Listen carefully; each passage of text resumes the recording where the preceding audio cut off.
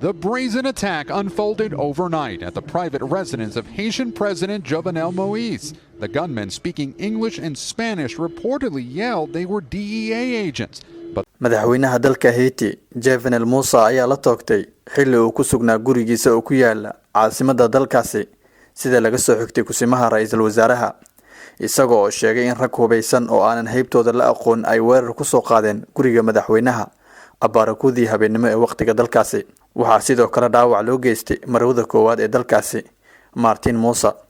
kusimaha ra'iisul wasaaraha ayaa sheegay in la qaaday tilaabo kasta oo lagu badbaadin karo dalka, wuxuuna haatan la wareegay awoodda dalkan ku yaala Caribbean-ka, isaga oo shacabka ugu baaqay in xasilooni ay muujiyaan. waxa uu ku tilmaamay dilka loo geystay madaxweynaha mid ku racan oo ka baxsan bini'aadanimada, isla markaana ah weerar fulinimo ah.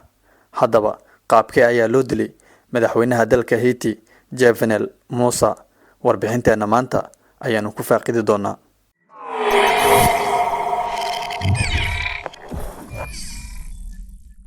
dabley aanan la aqoon ayaa gashay guriga madaxweynaha qiyaastii 1:00 habeenimo.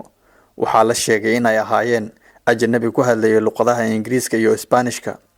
Haiti waxaa looga hadlaa luqadaha Faransiiska iyo Creole. wararka qaar ayaa sheegaya in raggu ay ku libisnaayeen dhar madow, iyaga oo iska dhigayay in ay yihiin ciidamada gaarka ah ee la dagaalanka muqaadaraadka ee Mareykanka.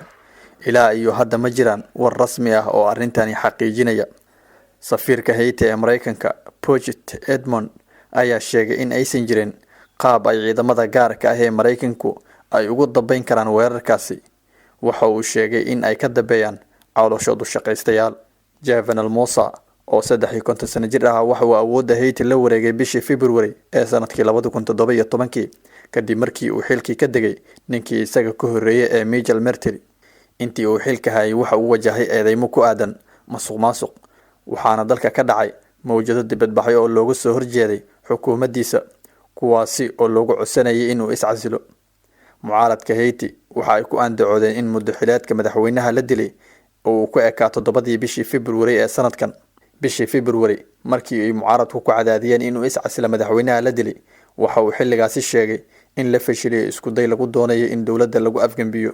xasilooni darrada joogtada ah ee hogaamiyaal kaligood talis ah iyo dhibaatooyinka ka dhasha musiibooyinka dabiiciga ah ayaa waxa ay Haiti u horseeday in uu noqdo dalka ugu saboolsan qaaradda Amerika.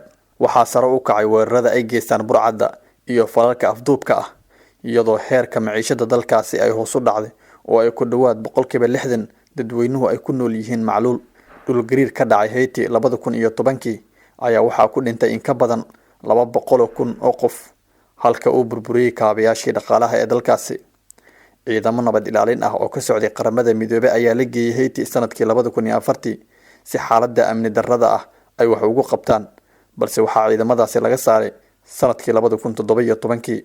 madaxweynaha la dilay ee Jovenel Moise ayaa waxa uu ahaa ganacsade iyo siyaasi caan ka ah Haiti. waxa uu ku dhashay gobolka waqooyiga dhaca ee Touro du Nord sanadkii 1968. waxa uu ka soo shaqeeyay ganacsi uu ka mid yahay tacbashada mooska. sidoo kale waxa uu ka mid ahaa dadkii ugu horeeyay ee Haiti ka hirgeliyay ganacsiga xorta ah ee wax soo saarka beeraha. Jovenel Moise waxa uu Haiti u horseeday inuu noqdo dal ku horumaray dhinaca beeraha si loo xoojiyo dhaqaalaha. halka ay inooga eg tahay warbixintii aynu ku eegaynay dilkii loo geystay madaxweynihii Haiti, Jovenel Moise. anigoo Cabdiqaadir ayaa idila socodsiinay Rogal Mediana waa aad ka daawanayseen.